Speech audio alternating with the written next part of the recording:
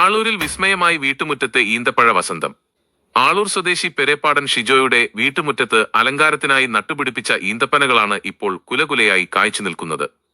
പച്ചപ്പാർന്ന മുറ്റത്ത് ഓറഞ്ച് നിറത്തിൽ വിളഞ്ഞു നിൽക്കുന്ന ഈന്തപ്പഴക്കുലകൾ നാടിന് പുത്തൻ കൗതുക കാഴ്ചയായി മാറിയിരിക്കുകയാണ്.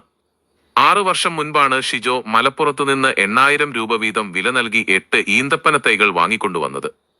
കേരളത്തിലെ കാലാവസ്ഥയിൽ ഇവ വളർത്തിയെടുക്കുക എന്നത് ഏറെ പ്രയാസകരമായിരുന്നു. എന്നാൽ കൃത്യമായ പരിചരണവും ശാസ്ത്രീയമായ നടീൽ രീതിയുമാണ് ഷിജോ അവലംബിച്ചത്.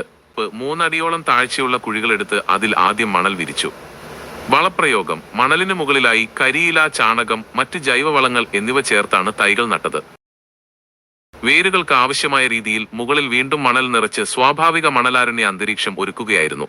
കഴിഞ്ഞ വർഷം ഇതിലൊരു പന മാത്രമാണ് കായ്ച്ചിരുന്നതെങ്കിൽ ഇത്തവണ മറ്റ് 2 കൂടി കൂട്ടത്തോടെ കായ്ച്ചതോടെ ഷിജോയുടെ വീട്ടുമുറ്റം സന്ദർശകരെ കൊണ്ട് നിറയുകയാണ്. കേരളത്തിലെ മണ്ണിലും ഈന്തപ്പഴം മികച്ച രീതിയിൽ വിളയിച്ചെടുക്കാമെന്ന് തെളിയിച്ച ഷിജോയെ അഭിനന്ദിക്കാനും ഈ അപൂർവ കാഴ്ച നേരിൽ കാണാനുമായി നിരവധി ആളുകളാണ് ദിവസേന ഇവിടെ എത്തുന്നത്.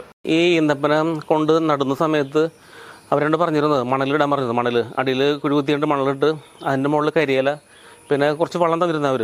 അതിനെപ്പറ്റി എനിക്ക് വലിയ ഐഡിയ ഇല്ല. ചാണപ്പൊടി ഉണ്ടായിരുന്നു അതിനകത്ത്, പിന്നെ എന്തൊക്കെയോ മിക്സ് ചെയ്ത വളങ്ങളുണ്ടായിരുന്നു. അത് ഞങ്ങൾ ശരിക്കും ഇട്ടിട്ടുണ്ട്. നല്ല ഒരു ചാക്കോളം ഇട്ട് നിറച്ച് അതിൻ്റെ മുകളിൽ വീണ്ടും മണലിട്ടിട്ടാണ് ഇത് ഞങ്ങൾ വെച്ചിരുന്നത്. ഏകദേശം ഇതിൻ്റെ താഴ്ചയിൽ തന്നെ ഒരു 3 ഫീറ്റോളം താഴ്ചയുണ്ട്. ഇതിന് അടിക്കട താഴ്ച എന്ന് പറയുന്നത് ഇത് നല്ല താത്തി വെച്ചിരുന്നത്. കാറ്റത്ത് അങ്ങനെ ചെരിഞ്ഞ് പോയാലെന്ന് പേടിച്ചിട്ട് അതിന് പ്രത്യേകത. കാരണം പെട്ടെന്ന് കായ്ക്കുന്നുണ്ട്. വളം അടിവളം കൊടുത്തിട്ടുണ്ട് ഇതിന്. ഇത് ഞാൻ കൊണ്ടുവന്നത് മലപ്പുറത്തുനിന്നൊരു ഇക്ക കൊണ്ടുവന്നതാണ്. ഏകദേശം അന്ന് ഇതിന് 6-7 കൊല്ലം മുമ്പ് ഇതിന് 8000 രൂപ വിലയുണ്ട്. അന്ന് അവർ ഒരു തൈക്ക് 8000 വെച്ച് വാങ്ങിച്ചു. അവർ വന്ന് കൊണ്ടുവന്ന് നട്ടു തരും. നല്ല മധുരമുള്ള ഈന്തപ്പഴമാണിത്.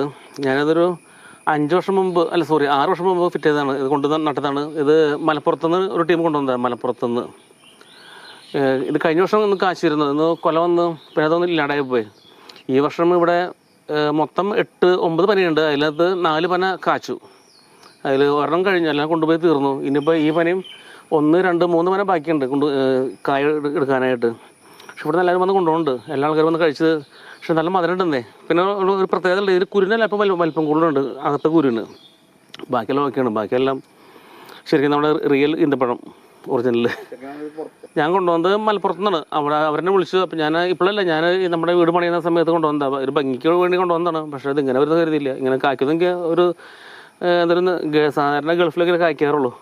നമ്മുടെ നാട്ടിൽ ഞാൻ കണ്ടിട്ടില്ല. ഞാൻ കണ്ടിരുന്നത് നമ്മുടെ ട്രിച്ചിൽ പോയപ്പോൾ അവിടെ കണ്ടിരുന്നു. ഇതുമാതിരി നിറച്ചുണ്ടായിരുന്നു. പക്ഷെ അത് പൊട്ടിക്കാൻ സമ്മതിച്ചില്ല അവരൊന്നും. ഇവിടെ നമുക്ക് ആർക്കും പൊട്ടിക്കാം. ഇവിടെ കുറേ പേരൊന്നും പൊട്ടിച്ച് പോകുന്നുണ്ട്. അതുമാതിരി യൂട്യൂബേഴ്സ് കൂടെ വന്ന് പോകുന്നുണ്ട്.